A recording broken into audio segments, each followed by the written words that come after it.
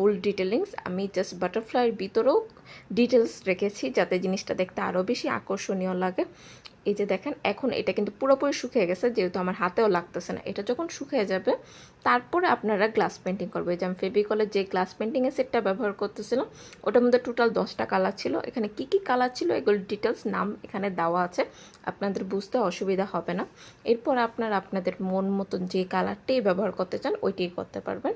তো আমি ফার্স্টে হেয়ারের জন্য ব্ল্যাক কালারটা চুজ করেছি, কারণ হেয়ারের মধ্যে ব্ল্যাক কালারটা ছাড়া অন্য কালার একদমই বাজে লাগবে। তো আপনারাও ব্ল্যাক কালারই নেবেন। আর আপনারা যদি পেন্টিং অন্য কোনো ডিজাইনের করেন তাহলে ওই ডিজাইনের সাথে যে কালারটা মানানসই হবে ওই কালারটাই নেবেন। আমি ফার্স্টে ব্ল্যাক কালারটা দিয়ে মানে হেয়ারের কাজগুলি শেষ করতেছি। এরপর আমি নিচে বাটারফ্লাইয়ের মধ্যে চলে যাব। বাটারফ্লাইয়ের কালারগুলি আমি 2টা কালার মিক্স করেই করেছি, এটা আপনারা ভিডিওটা দেখতে থাকলেই বুঝে যাবেন। আর চেষ্টা করবেন যে মানে কালারটা খুব সুন্দরভাবে আস্তে ধীরে ব্যবহার করার জন্য। যখন দেখবেন যে না এটা আউট অফ লাইনের বাইরে চলে যাচ্ছে তখন সাথে সাথে এটাকে পরিষ্কার করে দিন। পরিষ্কার করে না দিলে কিন্তু কালারটাও লেগে যাবে। এই যে আমি যে বললাম যে আমি কালারটা 2টা কালার মিক্স করে করে এখানে কালারটি করেছি যাতে জিনিসটা দেখতে আরও বেশি আকর্ষণীয় লাগে।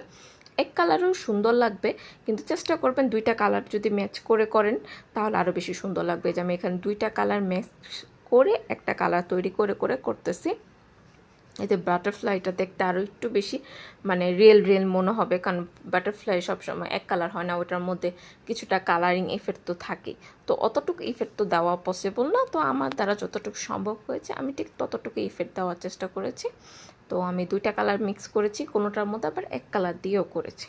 তো এটা ফুল ভিডিওটা দেখেন। আর এই যে একটা জিনিস মনে রাখবেন, আমরা যখনই গ্লাস পেন্টিং করব না কেন, যখন আমি রংটা অ্যাপ্লাই করব এরপরে কিছু বাবেলের মতন হয়ে যাবে, ওটা অবশ্যই আপনাদের ব্রাশ দিয়ে এটাকে নষ্ট করে দিতে হবে। বাবলটা যদি থেকে যায় তাহলে এটা শুকানোর পর খুবই বাজে লাগে।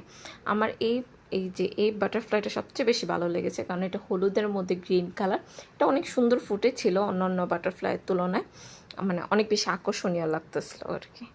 এরপরে এই যে ফুল কমপ্লিট করলাম, আমার যেটা যেটা ভালো লেগেছে আমি ওই কালারগুলিই দিয়েছি। এরপরে যেখানে যেখানে মনে হয়েছে যে না যে কালারগুলি লাগানো প্রয়োজন আমি ওগুলো দিয়েছি।